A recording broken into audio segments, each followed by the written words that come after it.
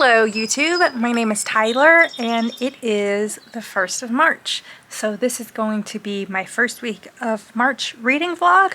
I went into March with a completely clean slate. I finished all my February books before the end of February. Well, before the beginning of March is more accurate.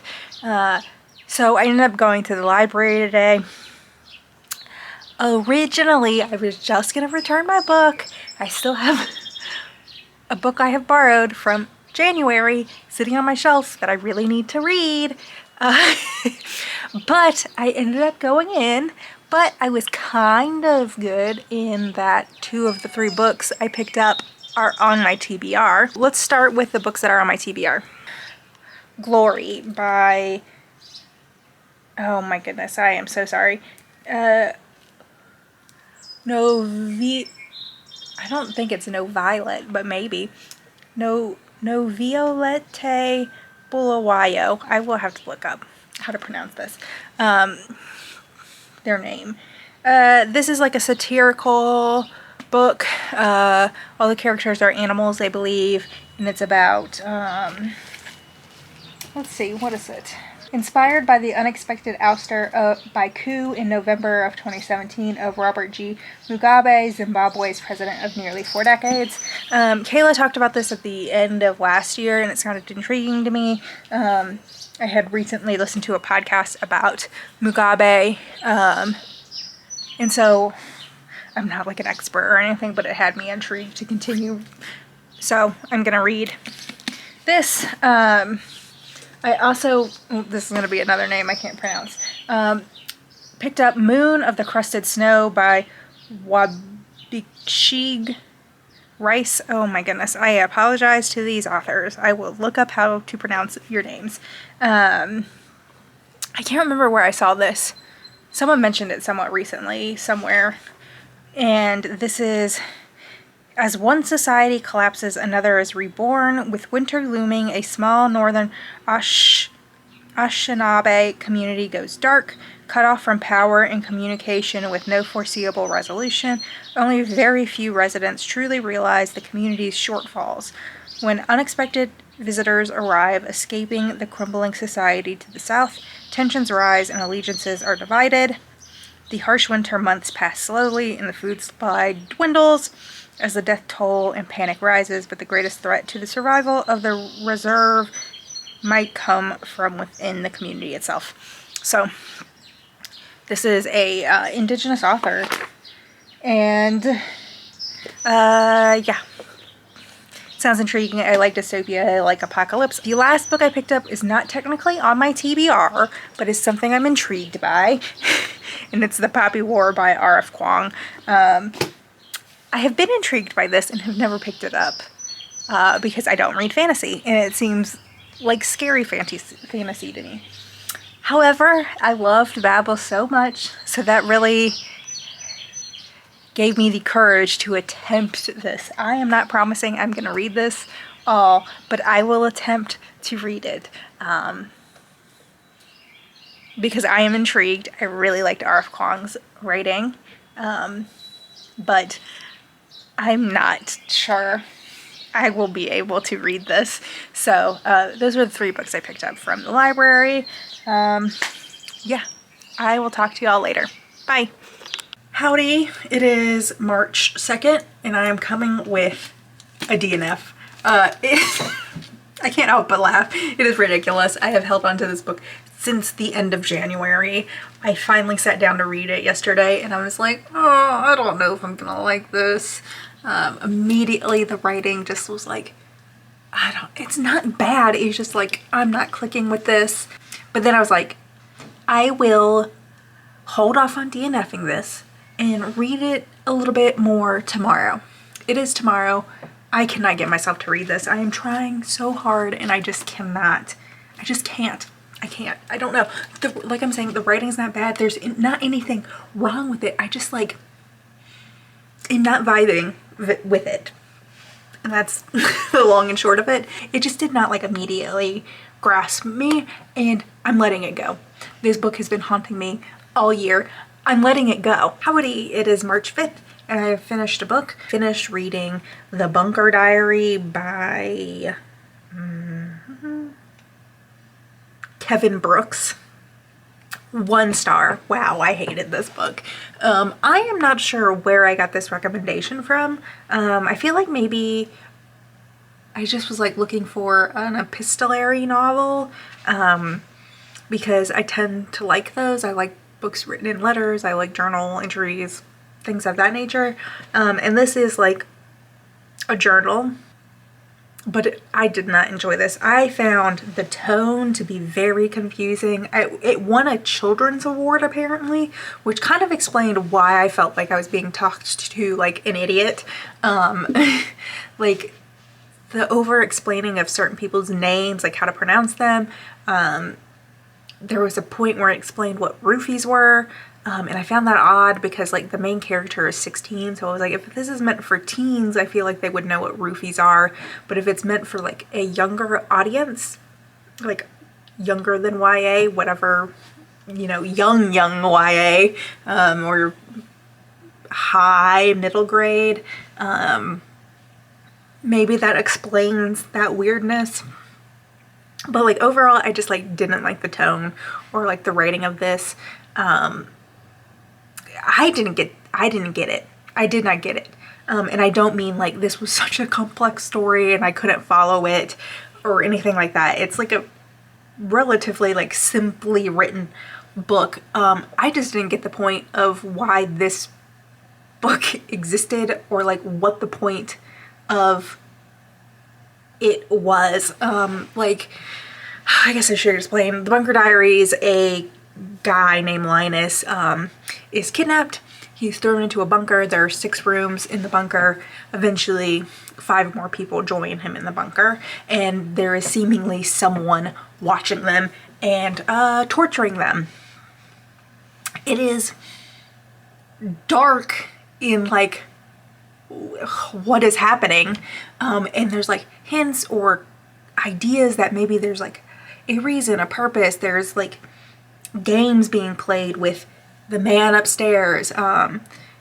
You get this sense that like there's a reason for this, and spoiler alert, there is no reason. There's no explanation. There's nothing. None of it is explained. Yeah, I hated it. I did not have a good time reading this. And the only reason I kept reading it was, 1, I wanted something to read on my phone. So I was reading it digitally. 2, because it's written in the like journal entry fashion and the language was so simple. It was really easy to read like a lot of it in like one sitting. So, I mean, I would sit down to read for a little bit and I'd fly through entries. So it read really fast. It was also not that long. It was 270 pages. So a sub 300 page book that read fast, like, it is what it is. So I went ahead and finished it, but like, I did not have a good time. I didn't enjoy it. I didn't get the point. I don't know how this won an award. I was very unsatisfied. I mean, there are times when I enjoy an unsatisfying read, but like I need to like understand the point. There needs to be a purpose. And like this was just like, let's put kids in awful situations and that's it. And like I have read my fair share of like awful things. I read horror. But there's like a message or a point or like there's something more to it besides like, this is a horrible situation. And like, that's all this book felt like. So yeah, 1 star, didn't enjoy it. I'm gonna go continue reading something else that's better. I will give a little update on Hellbent. Not enjoying that either. So yeah, I don't know. I'm about halfway through it, and like honestly, I kind of want to DNF it because it's so fucking long. So yeah. Anyways, that is my little update for March 5th. I will talk to y'all later. Bye. Greetings. It is March 6th, and I have finished a book. I finished reading Moon of the Crusted Snow by Wabgishig Rice. I hope I pronounced that right. I watched a video of him pronouncing it a couple of times, but I'm still not 100% sure that I got the last 2 syllables correct. So this is I feel like Kayla has a word for this. She talked like low stakes apocalypse, although maybe not low stakes, low intensity apocalypse. This takes place in a reserve in Canada. It follows Evan and his family, his partner Nicole, their 2 children, and the power goes out. Because they already live in a very isolated location, they're kind of used to power supply not being as consistent as like people in other parts of Canada, in the bigger cities and things like that. So at first they're not really concerned. However, a lot of other things start to stop working, stop functioning. Not only does the power go out, but the phones go out, the cell lines go down, the satellite goes down, all sorts of things. And so they're like, something's weird here, but they don't immediately go to like apocalypse. Like they don't immediately think the world is ending. And eventually you find out in the book that like the power has gone out everywhere. Everything is down everywhere. There is some tension. There is some strangers that end up coming to the reserve, and they create some tension between people, between themselves and the Anishinaabe who live there, who have lived there their whole lives. You know, it is their community. But it's not like an action-packed, there's not a lot of like crazy intense things happening, but it was good. Like I really enjoyed it a lot. Much more than the other 2 like apocalypse books in this vein, Lights Out in Lincolnwood, and what was that other one? I can never remember what the name of that one is. Leave the World Behind. Both of those are in a similar vein to this. However, I enjoyed this one a lot more. This one has kind of that community aspect that I found interesting in Lights Out in Lincolnwood. However, it's a much smaller community, and it's not going back and forth between all these different characters, their like lives and the things they're trying to achieve. It is mostly following Evan. We learn a little bit about some other people, but like the vast majority of it is like starting with Evan, and following Evan as he goes about helping people in the tribe, in the band, because he's like kind of part of the tribal government in a way. So he has a lot to do with how he's not necessarily making the decisions, but he's helping implement tribal decisions, I guess, is how I could put it. Like he works for the tribe, basically. So yeah, so it had that kind of community aspect, which I thought was interesting. But then it also has like this stranger aspect of like a stranger coming in, kind of similar to Leave the World Behind, where it's a family in this house, and then the owners of the house, who are strangers to the people staying there, show up. And they're like, the world's ending. But then there's this whole other level of like, they're almost living their normal daily lives, seemingly a lot longer than the people down south, the people who are living in the cities, in the more built up areas of Canada. Like they don't even realize necessarily that it's like a countrywide, worldwide phenomenon until halfway through the book, I think. So yeah, it's just like kind of, I wouldn't even say it's slow paced. Like I think it moves relatively quick at a quick clip, but it's not like a lot of emotional peaks and valleys, a lot of like adrenaline when you're reading it. It's very thoughtful, I guess, is maybe a way I would put it. The writing felt like a little clunky to me personally, but that might just be like a personal preference. But I liked it, so I'm gonna give it 4 stars. I've rambled about this a little bit because I was struggling with my words. But I liked it. It was 4 stars for me. Yeah, I'm really glad I read it. I can't remember. I see that Kayla rated it, but I feel like I got the recommendation from someone else, and I have no idea who that person was that I got this recommendation from or why. But I really, really enjoyed it. Glad I read it. Glad I made a point of reading it. And yeah, anyways, and it was a really like short and easy read. It was only 213 pages. And you know what? I really like, this is like a small, slight like vibe spoiler, but I like that the ending was left on kind of a hopeful note. I feel like sometimes these apocalypse books can be very grim, very dark, very depressing, and like I like that. I do enjoy like a depressing a depressing book. I do.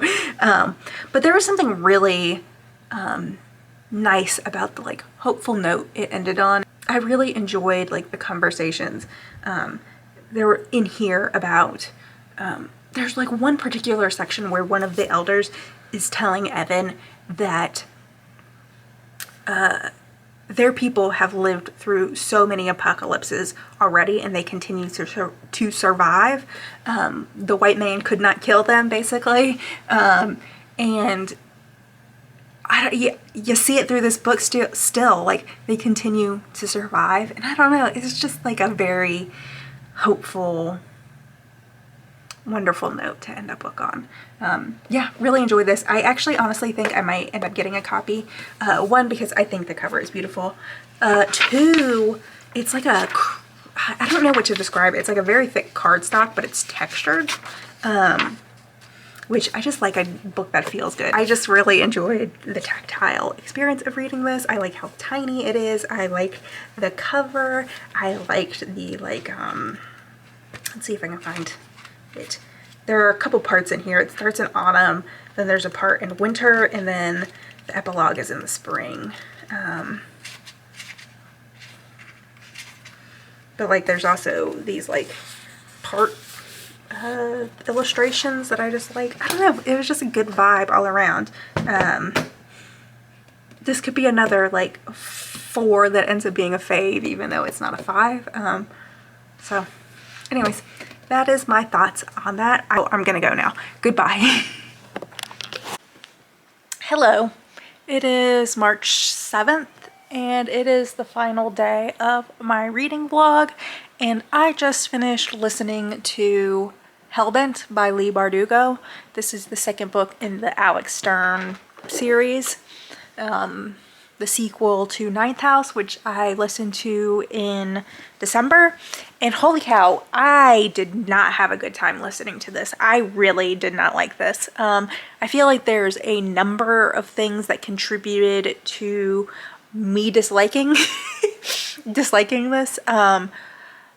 Where to even start? 1, when I listened to Ninth House in December, I had started reading it first and I was struggling to focus, and so then I started listening to it. Whereas this, I've listened to it from the beginning, and I feel like maybe I didn't have that comparison of like, I'm struggling with the physical book, so the audiobook is easier. I didn't have that on this listen, so I was just immediately listening to a fiction book, which I typically don't like to do. 2, I read Babel between Ninth House and Hellbent, which I feel like had a significantly better academic, prestigious university environment than both Ninth House, but also specifically Hellbent. Like, this could have been taken out of Yale and it would not have mattered. The like the magic houses or whatever like barely play any role in this book at all. Like, so, like, the whole setting vibe was really, really off in this book. This book definitely goes way more into the magic and fantasy elements than the first book. The first one was was definitely more grounded in, like, real life, New Haven, Earth fantasy. You know, there's the magic, but, like, it's reality. And, you know, they're basically trying to solve a murder for, like, the vast majority of Ninth House. This is definitely way more fantasy than I like or am comfortable with. So much of this book is spent, like, trying to open a portal to hell. And it's just not for me. It's really, truly not for me. There was this section I, like, literally, like, had to stop and, like, go do something else because it was so irritating to listen to, where Alex and Dawes are, like, going from, like, wall to wall in the library, following all these, like, clues in the placards of, like, trying to figure out how to, like, find the gauntlet or whatever. And it was just so silly, so goofy. I hated it. Originally I was thinking this was going to be 2 stars, but at one point there is a reveal where Alex's, like, her past life before she comes to Yale kind of intersects with this magical world that she's experiencing at Yale. And there is a reveal of this character that is in, like, both of these timelines, or both of these, like, storylines. There's a reveal that I hated. I hated it so much, but then, like, it didn't come back for a long time, so I was like, whatever. But then that ends up being, like, the cliffhanger for book 3. And I'm like, I'm absolutely, like, already knew I wasn't going to read book 3, but I'm definitely not reading book 3 now because I hated that character. I hated what that character was. I hated it. So, like, that made it a 1 star because it had been, like, 2 stars the whole time. Like, there wasn't anything, like, I viscerally hated. But that was just, like, the last straw. I absolutely hate that. The other thing I will say, there is so much fucking going on in this book. So many different plots. There's, like, Alex's time in Los Angeles and the, like, shitty people she was living with and dealing with in Los Angeles. There's that storyline, but then there's, like, Darlington and Hell storyline, and then there's, like, also a murder going on in New Haven storyline. And, like, the pacing of it was just so bizarre. There was so much of it. Like, I did not have a good time. This was way more fantastical. I don't like the portal stuff, like, going back and forth between Hell. And, like, in general, it became, like, very action adventure-y, in a way that, like, people are, like, developing powers or something, skills, in a way that I just, like, did not like it. Someone's about to come through the door. But 1 star. Will not be reading book 3. I'll be back with my stats for the end of this vlog because I have not figured them out yet. So, see you in a little bit. Okay, I'm here to close out the vlog now that I'm not being distracted by people coming into the house, and I have my reading journal with me so I can recap the vlog for you. So I read 3 books this week. I read The Bunker Diaries by Kevin Brooks, Moon of the Crusted Snow by Waubgeshig Rice, and whatever I just listened to, Hellbent by Leigh Bardugo. That's 2 1-star reads this week, but 1 really great read. Really like The Moon of the Crusted Snow, but The Bunker Diaries and Hellbent wasn't having a good time. I definitely felt a little stressed this week. I wasn't sure if I was actually going to finish anything this week for a vlog, and I was concerned I was going to need to find something else to record to post next week, because I didn't think there was going to be a vlog, but I did manage to finish a few things, so that's a win in itself. I am carrying over a few things I am carrying over The Impossible Community. I'm going to be reading that for a while. It is so dense. It's very academic. I can read like 2 or 3 pages a day, and if I go past that, my brain kind of starts to turn to mush. I just like don't have the endurance for it at this point, but I'm reading it in sections, so I'm taking my time with it. I'm fine with that. I probably won't mention it again unless I have something interesting to say about it, but it's not something I'm going to be constantly referencing, I don't think. And there's only one other book I'm reading. It's Hospital. I can't remember the author's name. It is a Chinese translated book, I believe. That was last month's Amazon first read that just sounded kind of interesting to me, and I just didn't like want to search my libraries for another digital book to read. So after I finished The Bunker Diary, I just started that one, except I really haven't started it. I read like a page and I have not looked at it again, just because I was really pushing to finish Moon of the Crusted Snow and Hellbent.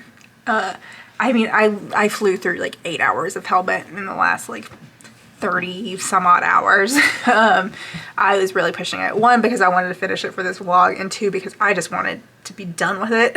I was so sick of it. Whereas Moon of the Crusted Snow, I was just really enjoying and just wanted to read it. So anyways, that's kind of my reading week. I don't think I have anything else to say. Talked about the stuff I'm carrying over for next week. Otherwise, I'll see you next week. Bye!